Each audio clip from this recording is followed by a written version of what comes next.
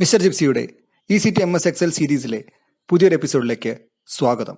നമ്മൾ ഈ എപ്പിസോഡിൽ കാണാൻ പോകുന്നത് പൈ ചാർട്ട് എപ്പോഴൊക്കെയാണ് ഉപയോഗിക്കാൻ പോകുന്നതെന്നും അത് എങ്ങനെ ചെയ്യണം എന്നുള്ളതുമാണ് നമ്മൾ ഇപ്പോൾ കാണാൻ പോകുന്നത്. നേരത്തെ ഇതിൽ കണ്ടതെന്ന് പറഞ്ഞു കഴിഞ്ഞാൽ നമ്മൾ ബാർ ചാർട്ട്സ് ആണ് നോക്കിക്കൊണ്ടിരുന്നത്. പൈ ചാർട്ട് എന്ന് പറഞ്ഞു കഴിഞ്ഞാൽ എങ്ങനെ ഉപയോഗിക്കുന്നതെന്ന് വെച്ച് കഴിഞ്ഞാൽ എന്തെങ്കിലും ഒരു സംഭവം, ഇപ്പോൾ ഇവിടെ ഞാൻ എടുത്തിട്ടുള്ളത് ലൊക്കേഷൻ എന്നുള്ളതുണ്ട്, അത് 2020 എന്നുള്ള വർഷമുണ്ട്. ആ വർഷത്തിൽ ഓരോ ലൊക്കേഷനിൽ എത്രത്തോളം ബിസിനസ് നടന്നു എന്നുള്ളതാണ്. അപ്പോൾ ഇങ്ങനത്തെ കാര്യങ്ങൾ നോക്കിക്കഴിഞ്ഞ് കഴിഞ്ഞാൽ ടോട്ടലായിട്ട് ബിസിനസ്സിൽ എത്ര ശതമാനം ഓരോ സ്ഥലങ്ങൾ കോൺട്രിബ്യൂട്ട് ചെയ്തു, അല്ലെങ്കിൽ എവിടേക്കാണ് കൂടുതലായിട്ട് വന്നതെന്നെല്ലാം കാണാൻ വേണ്ടിയിട്ടാണ് നമ്മൾ പൈ ചാർട്ട് സാധാരണ രീതിയിൽ ഉപയോഗിക്കാറുള്ളത്. നമ്മൾ ഇതിന് വേണമെന്നുണ്ടെങ്കിൽ ബാർ ചാർട്ട് നമുക്ക് യൂസ് ചെയ്യാം, പക്ഷേ 2-3 കോളംസ് ഉള്ളതിന് നമുക്ക് പൈ ചാർട്ട് യൂസ് ചെയ്യാൻ പറ്റില്ല. അപ്പോൾ ഇതൊന്നും നമുക്ക് കാണാം എങ്ങനെയാണ് നമ്മൾ പൈ ചാർട്ട് യൂസ് ചെയ്തിട്ട് ചെയ്യുന്നത് എന്നുള്ളത്. സാധാരണ ചെയ്യുന്ന പോലെ തന്നെ നമ്മൾ എവിടെയാണോ എന്താ ഡാറ്റ മേടിച്ച ഡാറ്റ നമ്മൾ സെലക്ട് ചെയ്യാണ്. ടോട്ടലും അതേപോലെ ഹെഡിങ്ങും എടുക്കണ്ട. എന്നിട്ട് നമ്മൾ ഇവിടെ പോയിട്ട് ഇൻസേർട്ട് എന്ന് കൊടുക്കുകയാണ്. കൊടുത്തതിന് ശേഷം ഇവിടെ പൈ ചാർട്ട് എന്നുള്ള പൈ എന്ന് കാണാൻ പറ്റും. പൈ എടുത്ത് കഴിഞ്ഞതിന് ശേഷം ഏതാണ്, ഇതിൽ പല മോഡലുകൾ ഉണ്ടാകും. നമുക്ക് ബേസിക് ആയിട്ടുള്ള മോഡൽ നമുക്ക് ചെയ്ത് നോക്കാം. ഇത് ക്ലിക്ക് ചെയ്ത് കഴിഞ്ഞാൽ ഓട്ടോമാറ്റിക്കലി ഇവിടെ വരും. ഇവിടെ നമുക്ക് കാണാൻ പറ്റും ഓരോ കളർ ഓരോന്നിനെ ഡിനോട്ട് ചെയ്യുന്നുണ്ട്, ഡൽഹി, മുംബൈ, ചെന്നൈ എന്നെല്ലാം. പക്ഷെ ഇതിൻ്റെ ഉള്ളൊരു വാല്യൂസും കാര്യങ്ങളും ഒന്നും കാണുന്നില്ല. പക്ഷെ നമ്മളൊരു കാര്യം അറിയാം, ഇവിടെ വെച്ച് കഴിഞ്ഞാൽ നമുക്ക് ഓട്ടോമാറ്റിക്കലി കാണുന്നത് മുംബൈ ആണ്. 3897 18% എന്നുള്ളതാണ് ഇവിടെ കാണുന്നത്. ഓരോന്നിനും പെർസെൻറ്റേജ് ഇവിടെ കിടക്കുന്നുണ്ട്. നമ്മൾ എവിടെയാണ് പെർസെൻറ്റേജോ കാര്യങ്ങളൊന്നും എടുത്തിട്ടില്ല. ഇത് ആക്ച്വലി പൈ ചാർട്ടിൽ ഓട്ടോമാറ്റിക്കലായിട്ട് എടുക്കും. ഇത് നമുക്ക് വന്നു കഴിഞ്ഞാൽ ഹെഡിങ്സും പേഴ്സെല്ലാം കാണണമെങ്കിൽ ഇവിടുത്തെ മുകളിൽ നിങ്ങൾക്ക് കാണാൻ പറ്റും.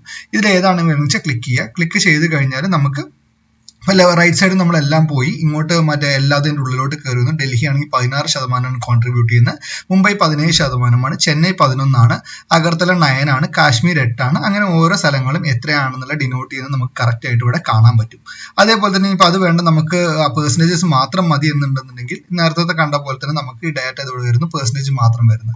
പക്ഷേ ഏറ്റവും നല്ലതെന്ന് പറഞ്ഞു കഴിഞ്ഞാൽ ഇങ്ങനത്തെ കൊടുക്കുന്നതായിരിക്കും ഏറ്റവും നല്ലത്. ഇനി അതുമല്ല, ഇതിൽ വാല്യൂസും കാണണമെന്നുണ്ടെങ്കിൽ നമുക്കിവിടെ ക്ലിക്ക് ചെയ്ത് കഴിഞ്ഞാൽ ഇങ്ങനെ വെക്കുമ്പോൾ നമുക്ക് വാല്യൂ കാണുന്നുണ്ട്. അതല്ല, നമുക്ക് ഇതിൻ്റെ ഉള്ളിൽ തന്നെ കാണണമെന്നുണ്ടെങ്കിൽ നമ്മൾ റൈറ്റ് ക്ലിക്ക് ചെയ്യുക, ഫോർമാറ്റ് ഡാറ്റ ലേബൽസ് കൊടുക്കുക. ഇതിൻ്റെ ഉള്ളിൽ നമുക്ക് ഇങ്ങനത്തെ കുറേ ഓപ്ഷൻസ് കാണാൻ പറ്റും. സീരീസിന്റെ പേര് നമുക്ക് കാണാൻ പറ്റും. സീരീസിന്റെ പേര് എടുത്തു കഴിഞ്ഞാൽ സീരീസ് ഭോപ്പാൽ, സീരീസ് 1 ഭോപ്പാൽ എന്നുള്ള സീരീസ് നമുക്ക് കൊടുക്കേണ്ട ആവശ്യമില്ല. ആൾറെഡി കാറ്റഗറി നമുക്ക് അവിടെ കിടക്കുന്നുണ്ട്. ഇവിടെ വാല്യൂ എന്നുള്ള സംഭവം ക്ലിക്ക് ചെയ്ത് കഴിഞ്ഞാൽ നമുക്ക് കാണാൻ പറ്റും ഭോപ്പാൽ 1982 9%, കാശ്മീർ 18 45 8% എന്നുള്ള സംഭവങ്ങളെല്ലാം നമുക്ക് കാണാം. സെന്റർ പൊസിഷൻ ബെസ്റ്റ് ഫിറ്റ് എന്ന് കൊടുത്തു കഴിഞ്ഞാൽ ഓട്ടോമാറ്റിക്കലി എവിടെ വേണ്ടിച്ച് ഫിറ്റ് വരും. സെന്റർ വേണമെങ്കിൽ സെന്റർ കൊടുത്തു കഴിഞ്ഞാൽ ഭയങ്കരമായിട്ട് കൺജസ്റ്റഡ് ആയിരിക്കും. നിങ്ങൾ കാണാൻ പറ്റുന്ന പോലെ തന്നെ കണ്ടില്ല, ഇത് ഇങ്ങനെ ഭയങ്കര കൺജസ്റ്റഡ് ആയിട്ട് പോകുന്നുണ്ട്. നമുക്ക് ബെസ്റ്റ് ഫിറ്റ് തന്നെ കൊടുക്കാം, അല്ലെങ്കിൽ ഔട്ട് സൈഡ് എൻഡിൽ കൊടുക്കാം. പക്ഷേ ഇതാണെങ്കിൽ നമുക്ക് പെട്ടെന്നൊരു ക്ലാരിറ്റി കിട്ടില്ല എവിടേക്കാണ് ഏതൊക്കെയാന്നുള്ളത്. ബെസ്റ്റ് ഫിറ്റ് കൊടുക്കുന്നതായിരിക്കും എപ്പോഴും നല്ലതായിട്ട് അതിന് വരുന്നത്. ഓക്കെ, അപ്പോൾ നമുക്ക് ക്ലോസ് ചെയ്യാം. ഇത് കൊടുത്തു കഴിഞ്ഞാൽ ഇങ്ങനെയാണ് ഇതിൻ്റെ ഉള്ളിൽ നമുക്ക് കാണാൻ പറ്റുന്നത്. നേരത്തെ പറഞ്ഞ പോലെ തന്നെ ഇതിൻ്റെ ഉള്ളിൽ കൊടുത്തിട്ട് ഇത് പെർസെൻറ്റേജ് ഇങ്ങനെ കാണണമെങ്കിൽ ഇങ്ങനെ ചെയ്യാം, ഇതിൻ്റെ ഉള്ളിലാണെങ്കിൽ ഇങ്ങനെയും ചെയ്യാം. ഇങ്ങനെ ചെയ്ത് കഴിഞ്ഞാൽ നല്ലൊരു ഇതായിരിക്കും. ഇനി നമുക്ക് പല എക്സലിൻ്റെ ഇത് ഓരോ അപ്ഗ്രേഡേഷൻ അനുസരിച്ച് നമുക്ക് പലതും കാണാൻ പറ്റും. ഇതിൽ നമുക്ക് പല രീതിയിലുള്ള കളറിങ്സും ചാർട്ടുകളും അങ്ങനത്തെ എല്ലാ സാധനവും നമുക്ക് ഇതിന് സെലക്ട് ചെയ്യാൻ പറ്റും. ലേ ഔട്ടും അതേപോലെ തന്നെ നമുക്ക് എടുക്കാം. ആക്സിസിൽ ലെജൻഡിൽ എന്തൊക്കെ വേണം എന്നുള്ളത്, ലെജൻഡ് ഇപ്പം നമ്മൾ ചാർട്ട് ടൈറ്റിലൊന്നും കൊടുത്തിട്ടില്ല, താഴത്ത് വേണം, ബോട്ടം വേണം, അങ്ങനെ എല്ലാ സാധനവും നമുക്ക് എടുക്കാൻ പറ്റും. ഇവിടെ ചാർട്ട് ലൈറ്റും വേണമെന്നുണ്ടെങ്കിൽ ഒന്നിങ്ങനെ കൊടുക്കാം. പ്രൊഡക്ട്സിനോ അങ്ങനെ എന്ത് വേണമെങ്കിൽ നമുക്ക് ഇഷ്ടമുള്ള സംഭവം നമുക്ക് കൊടുക്കാൻ പറ്റും. ഇങ്ങനെ വേണമെങ്കിൽ നമുക്ക് ചെയ്യാം. ബാക്കിയെല്ലാം ഇതിന് അപ്ലിക്കബിൾ അല്ലാത്തത് കൊണ്ടാണ് ഇതൊന്നും ഇതിനുള്ളിൽ വരാത്തത്. ഫോർമാറ്റ് ചെയ്യാന്ന് പറഞ്ഞാൽ ഇതിൻ്റെ ഉള്ളിലത്തെ നമ്പറുകളും പേരുകളും ഒക്കെ നമുക്ക് ഫോർമാറ്റ് ചെയ്യാൻ പറ്റും. പക്ഷേ ഇതാണ് ബേസിക് ആയിട്ട് നമ്മൾ ചെയ്യുമ്പോൾ ഇങ്ങനെ എടുക്കുന്നതിനേക്കാളും ബെസ്റ്റ് കുറച്ച് കളർഫുൾ ആയിട്ടുള്ള ചാർട്ട്സ് നമുക്ക് എടുക്കുകയാണ്, പെട്ടെന്ന് എടുക്കാൻ വേണ്ടിയിട്ട് നമുക്ക് മനസ്സിലാവും. അതേപോലെ തന്നെ പല രീതിയിൽ നമുക്ക് ചാർട്ട്സ് ഉണ്ട്. ബ്ലാക്ക് കംപ്ലീറ്റ് ആയിട്ട് റൗണ്ട് ചെയ്യുന്നത്, അങ്ങനത്തെ എല്ലാ സംഭവങ്ങളും നമുക്ക് ഇതിൻ്റെ ഉള്ള അതത് നമുക്ക് രീതിയിൽ അവിടെ ഓട്ടോമാറ്റിക്കലായിട്ട് കിട്ടുന്നതിന് നമുക്ക് എടുക്കാൻ പറ്റും.